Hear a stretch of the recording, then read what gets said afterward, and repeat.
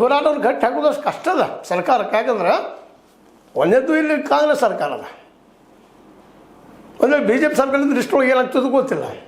ಯಾಕಂದ್ರೆ ದೆಹಲಿಯಲ್ಲಿ ನಿರಂತರ ಒಂದು ವರ್ಷ ರೈತರು ಯಾರೇ ಅಲ್ಲಿಲ್ಲ ಮೋದಿ ಸಾಹೇಬರು.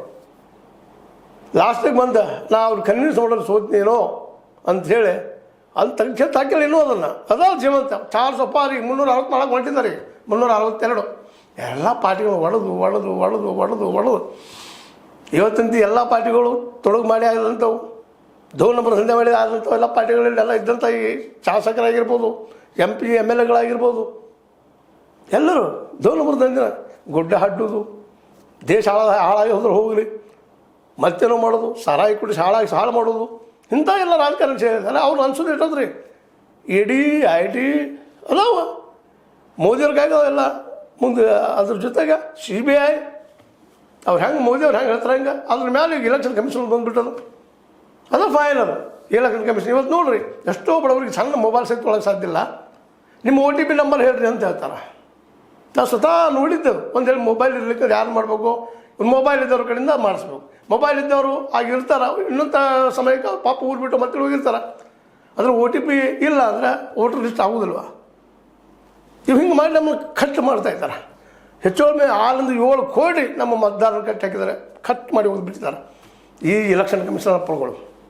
ಅವ್ರು ಈ ದೇಶದ ಜನ ಅಲ್ವಾ, OTP ಹಾಕ್ಬೇಕ್ರಿ, ಇಲ್ಲಿದ್ದಾರೆ ಆಜುಬಾಜಲ್ಲಿ ಕೇಳ್ರಿ ಬದುಕಿದಾರಿಲ್ಲೋ ಇಲ್ಲ. ಇದು ಅತ್ಯಂತ ಗಂಭೀರವಾಗಿ ವಿಚಾರ ಮಾಡುವಂಥ ವಿಷಯ. ಇಂಥ ಸಂದರ್ಭದಲ್ಲಿ ಈ ಇಬ್ಬರು ಯುವಕರು ಹೋರಾಟಗಳಿದ್ದಾರೆ, ರೈತರನ್ನು ಮುಂದಿಟ್ಟುಕೊಂಡು ರೈತರ ಸಲುವಾಗಿ. ರೈತರು ದೇವರು ಅಂತ ಹೇಳ್ತಾ ಇಲ್ಲಿ ಜಾತಿ ಇಲ್ಲ, ಕುಲ ಇಲ್ಲ, ಧರ್ಮ ಇಲ್ಲ, ನಾವೆಲ್ಲರೂ ಒಂದೇ ಧರ್ಮರು, ರೈತ ಧರ್ಮ. ಇದು ಮೂಮೆಂಟ್ ಮುಂದುವರಿಬೇಕಾದ್ರೆ ಇಲ್ಲಿವರೆಗೆ ಅಂತ ಇಲ್ಲಿ ಡೆವಲಪ್ಮೆಂಟ್ ನೋಡಿದರೆ ನಿಶ್ಚಿತವಾಗಿ ಕರ್ನಾಟಕ ಒಂದು ಶಕ್ತಿ ಉದಯ ಆಗ್ತಾಯಿದೆ ಅಂತ ನಾವು ಭಾಳಷ್ಟು ಅಪೇಕ್ಷೆ ಇಟ್ಟಿದ್ದೀವಿ ದೇವೇಗೌಡರನ್ನೆಲ್ಲ.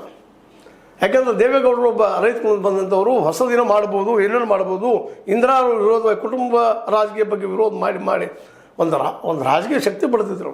ರಾಮಕೃಷ್ಣ ಹೆಗಡೆ ಅವರಾಗಿರ್ಬೋದು, ಚಂದ್ರಶೇಖರ್ ಅವರಾಗಿರ್ಬೋದು, ಎಲ್ಲ ಪಡ್ಕೊಂಡಿದ್ರು. ಈ ರಾಜ್ಯದ ಮಂತ್ರಿನೂ ಆದರು, ಮುಖ್ಯಮಂತ್ರಿನೂ ಆದರು, ಎಲ್ಲನೂ ಆದರು. ಅದರ ಕಡೆಗೆ ಎಲ್ಲಿ ಬಂದು ಹಚ್ಚಿದ್ರು ಅವರು ಕುಟುಂಬ ರಾಜಕೀಯಕ್ಕೆ ಬಂದು ಹಚ್ಚಿಬಿಟ್ರು. ಒಂದು ದೊಡ್ಡ ಪ್ರಯತ್ನ ಮಾಡಿದರು ದೇವೇಗೌಡರು. ಅವರು ನಮ್ಮ ಕುಟುಂಬ ರಾಜಕೀಯ ಮಾಡಿದಕ್ಕಾಗೆ ಅದು ನಿಧಾನಕ್ಕೆ ಇವತ್ತು ಯಾವ ಹಂತಕ್ಕೆ ಬಂದದ್ದು ನಿಮಗೆಲ್ಲ ಗೊತ್ತದು. ಅಂಥ ಸಂದರ್ಭದಲ್ಲಿ ಅನೇಕರು ಇಲ್ಲಿ ರಾಜಕೀಯ ಪಕ್ಷ ಕಟ್ಟಕ್ಕೆ ಹೋದರು.